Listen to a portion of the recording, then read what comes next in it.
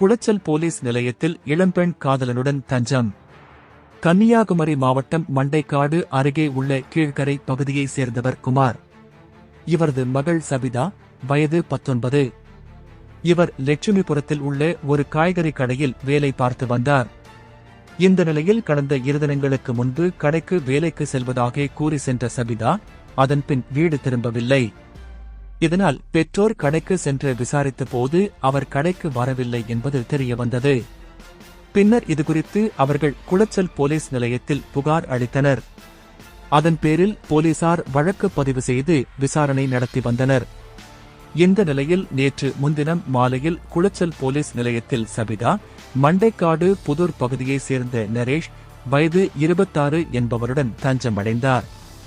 அப்போது போலீசார் நடத்திய விசாரணையில் சபிதா வேலை பார்த்து வந்த கடைக்கு நரேஷ் அடிக்கடி காய்கறி வாங்க வந்துள்ளார்.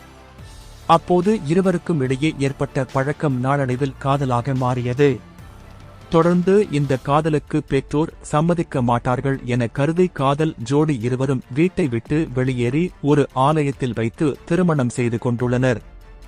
இதனையடுத்து இருவரும் போலீஸ் நிலையத்தில் தஞ்சமடைந்தனர். தொடர்ந்து போலீசார் இரு வீட்டு பெற்றோரையும் வரவழைத்து பேச்சுவார்த்தை நடத்தினர். அப்போதும் சபிதா காதலனுடன் செல்வதில்தான் உறுதியாக இருந்தார். இதனையடுத்து போலீசார் அறிவுரை கூறி காதல் ஜோடியை அனுப்பி வைத்தனர்.